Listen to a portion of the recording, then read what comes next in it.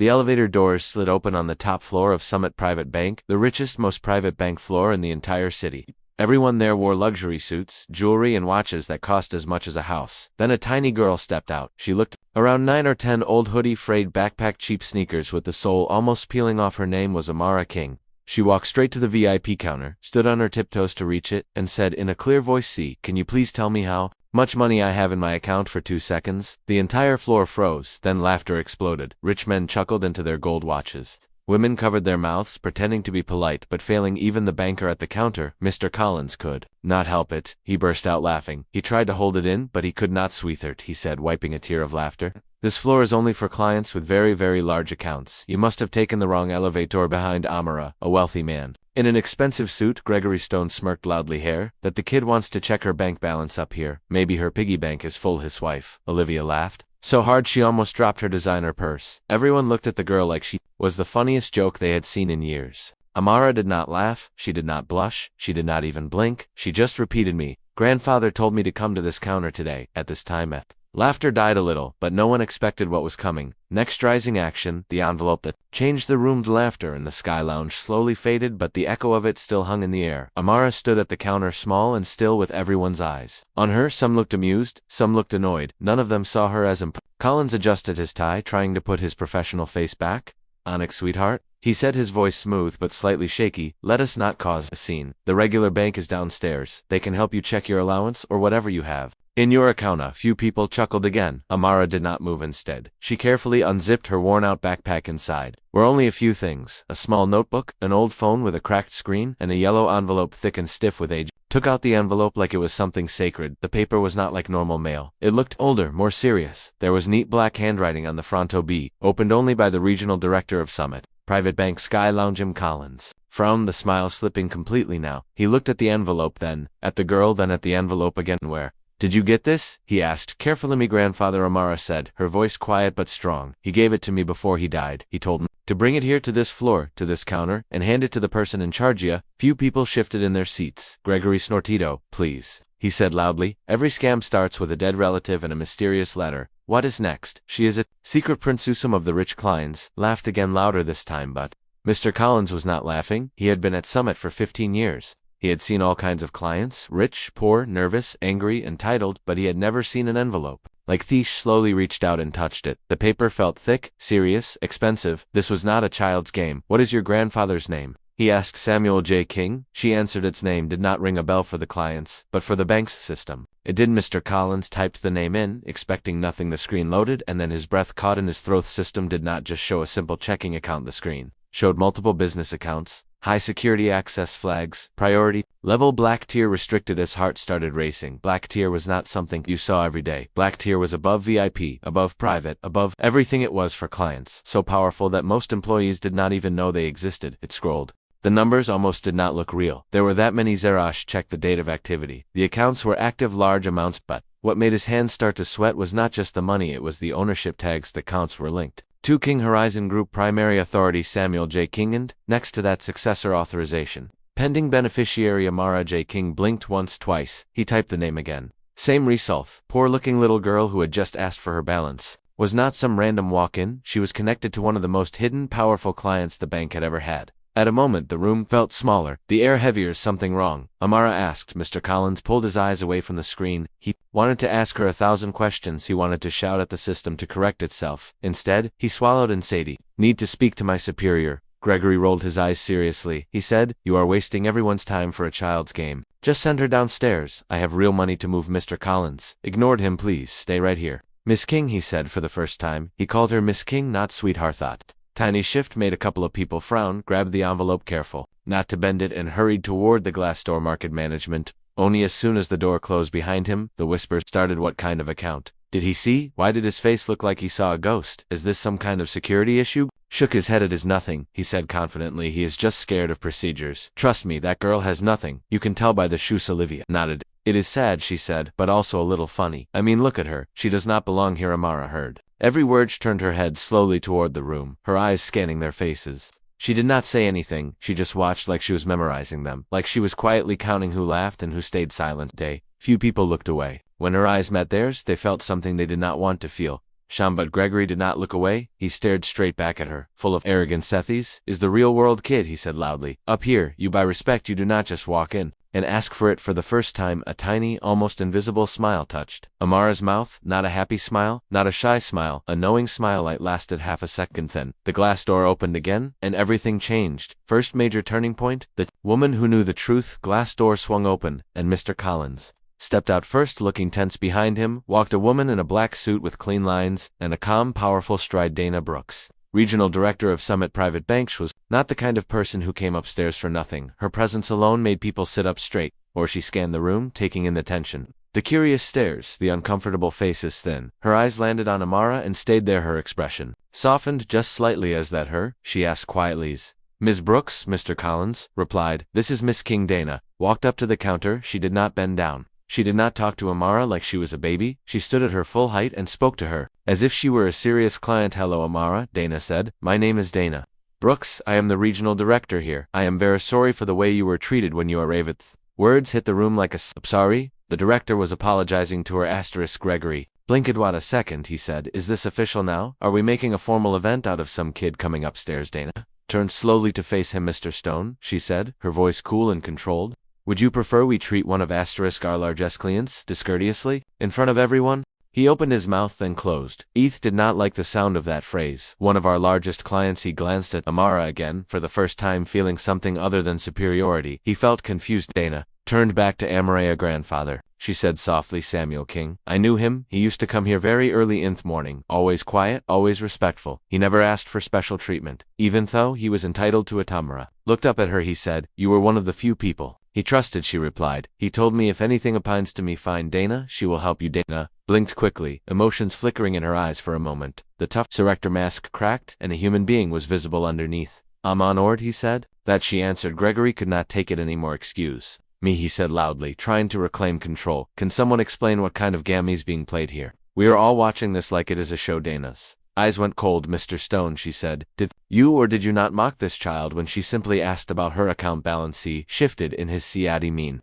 I made a light joke, he said. It was harmless. She clearly does not belong. Stop, Dana said sharp. Lithe word cut the air. This young girl does belong here, she said. More than you know. A murmur rolled through the room. Dana looked at Mr. Collins bring up her file on the conference room screen and called legal, she said. We will handle this properly. She turned to Amara Egenwald. You come with me, please, she asked gently. We are going to talk in private. Amara nodded and picked up her backpack as she turned to walk. She could feel all the eyes on her. Some looked at her with curiosity, now some with guilt, some with fear. She walked past Gregory. For a moment they were shoulder to shoulder. He whispered under his breath, I do not care who you are up here. People like me built this world. Do not forget that. Amara paused only for a second. She did not look at him. She just kept walking, but his words stayed in the air, heavy and ugly. When the conference room doors closed, Gregory tried to laugh it off. This is ridiculous, he told Olivia. You will see they will come out in 5 minutes and send her packing with a lollipop. Olivia bit her lip. I do not know, she said. Did you see the director's face when she said largest clients? Gregory scoffed, but his eyes flicked nervously toward the closed door. For the first time in a long time, he felt a tiny crack in his perfect confidencium point revelation. The hidden empire inside the conference room. The lights were softer. The noise from the Sky Lounge was muted. On the wall, a large screen showed charts, numbers, and account names. Amara sat at the head of the table. The chair looked too big for her small body, but her eyes were focused and calm. Dana stood by the screen. Michael Patel, the bank lawyer, sat beside her with a laptop and a stack of files in the screen. One name appeared again and again. King Horizon Group. Dana pointed at Itamara. She said, your grandfather used this company for almost everything he did, every building he bought, every investment he made, every quiet move, all through King Horizon. She tapped a key. The screen zoomed out to show a web of connections. King Horizon was linked to real estate companies, technology firms, logistics companies, and Summit Private Bank itself. Amara leaned forward. My grandfather never liked to talk about money, she said. He just told me that one day it would matter to me, not to make me better than anyone, but to give me the power to protect myself and others. Michael nodded. That sounds exactly like him. He replied. He hated showing off his wealth, but he was very careful about where he put it. Dana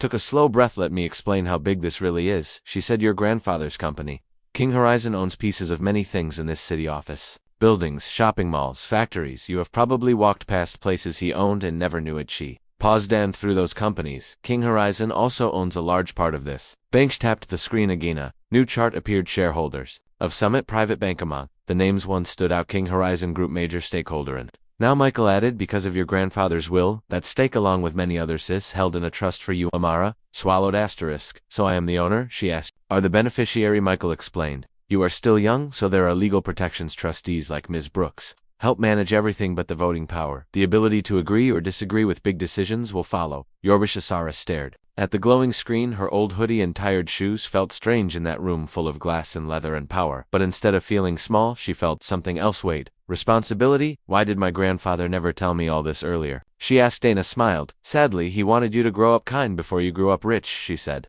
He always told me money makes a person more of what they already are. He wanted to be sure you were the right person before the money showed up. Mara looked down at her hands. We did not have much, she said quietly. Some months, my mom worried about rent. My grandfather still took the bus. I thought he was just a normal old man with a little savings. Michael's voice. Sofaned was a man who knew that real power is quiet, he said. The loud ones are usually pretending. Amara thought about the people outside. Their laughter, their mockings. Balsio heard what they said to me, she whispered. They laughed when I asked about my account. They acted like I did not belong in the same air as them, and they did not even know who I was. Yet Dana nodded, she said, and that is the important part. They treated you that way before they knew about the money. That shows what is in their hearts. Samara reached into her backpack again and pulled out a small device, a simple audio recorder. My grandfather told me to turn this on the moment I walked up to the counter, she said. He told me let them reveal themselves first, then decide what to do, so I did what he said. Dana and Michael exchanged a look. You recorded everything? Michael is skitties. Amara replied, every laugh, every comment, every word. Michael folded his hands together in a public bank area.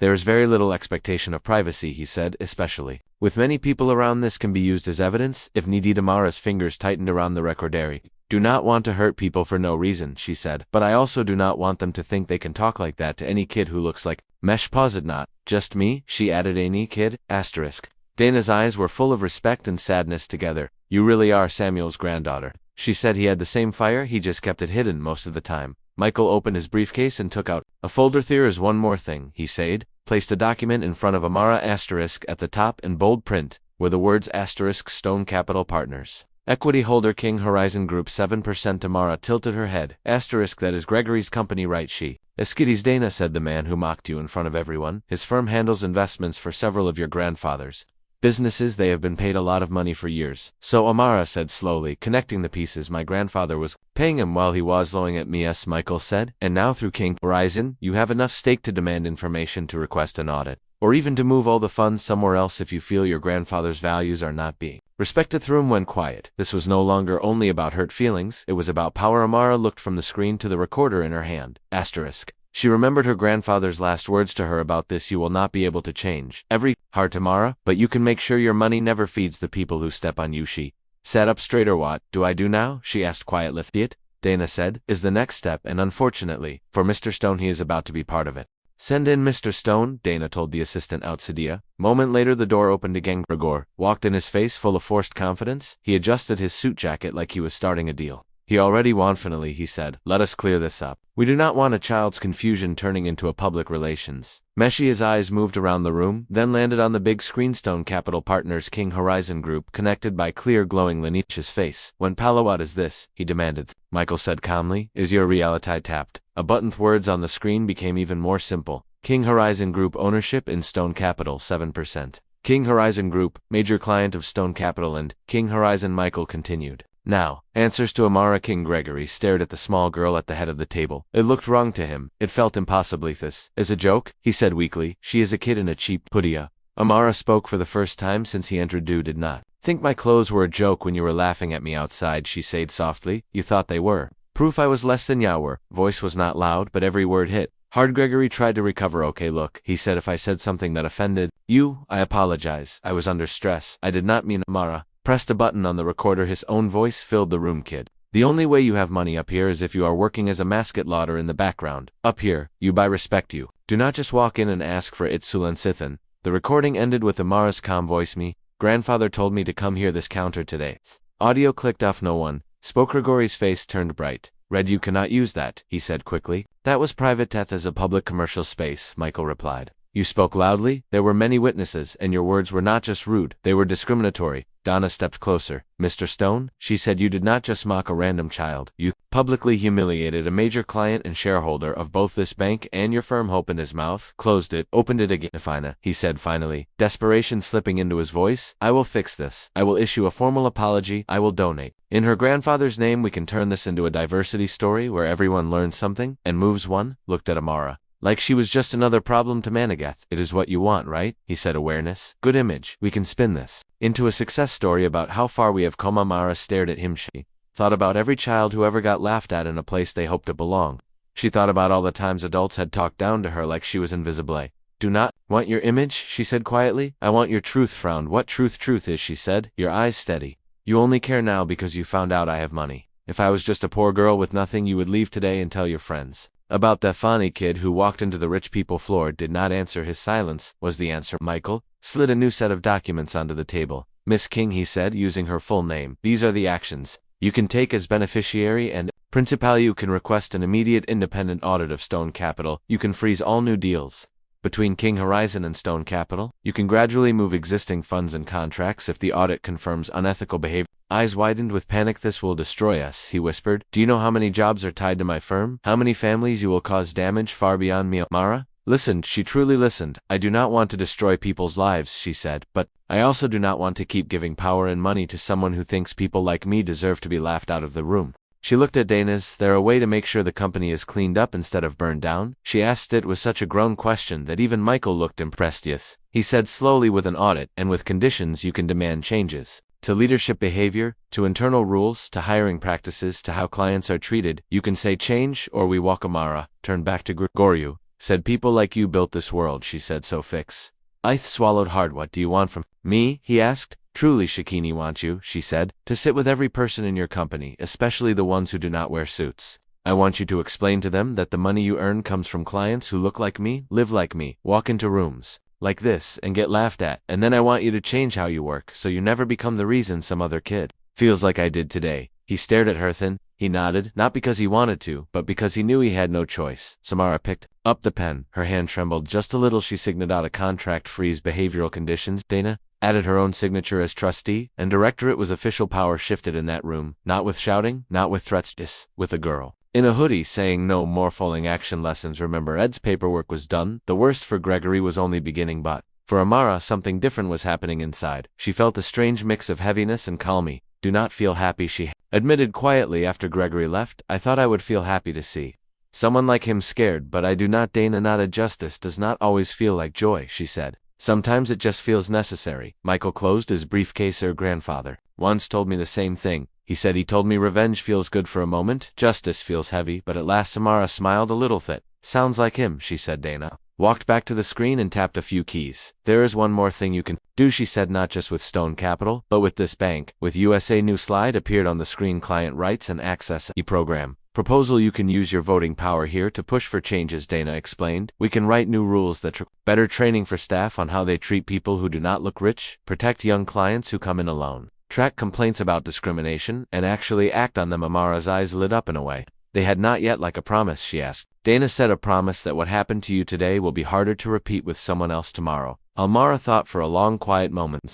She know Daddy like that more than just punishing one man. She said punishing him is fair, but changing the system helps more people. Dana smiled. Spoken like a true leader, she said. They walked back out into the Sky Lounge together. Mood in the room was completely different now. People sat up straight, some looked embarrassed, some avoided eye contact. No one laughed as Amara walked toward the elevator. A server in a plain uniform, the kind no one usually noticed, stepped a little closer. Miss, he said softly, I just wanted to say I am sorry. They treated you like that when you came in. I could not say anything before. I did not want to lose my job. Amara turned to him. Think you, she said, you should not have to choose between your job and telling the truth. Gave a small grateful nod. That one moment meant more to her than any signatures. Stepped into the center of the lounge and looked around. This place is beautiful, she said to the room, but today it showed me something ugly. Room stayed silent. No one knew I had money, she went on, and that is when I found out what people really think of kids who look like me and of families like Minashi. Took a breath. You did not just laugh at me, she said. You laughed at my grandfather's memory. You laughed at every child who might walk in here one day hoping to be treated like they matter. Some people shifted uncomfortably. Olivia's eyes were wet now. She looked smaller than before. My grandfather always told me, Amara said, they will try to decide your place for you. Do not let them today. Many of you tried to decide my place, you decided I did not. Belong. She glanced at Dana standing beside her, but the truth is, she finished, my place is not at the bottom. Just because you thought so, and it is not at the top. Just because I have money now, my place is wherever I can make sure what happened to me does not happen to Sumi Niels. Elevator doors opened behind Hirsch, stepped inside as they closed. She caught one last glimpse of the room's some faces. Ashamed, some angry at being challenged, some thoughtful, changed in a way they did not yet understand. Out on the street the air felt differento, marble floors, no soft music, just cars, people, noise, life. Amara adjusted her backpack. She still looked like the same girl who had walked into the bank, poor, small, simple, but now she walked like someone who knew. The secret that power does not always come from the clothes you wear, or from the room you are allowed enter. Sometimes it comes from knowing your worth before anyone else doesn't, to let the world laugh it out of you.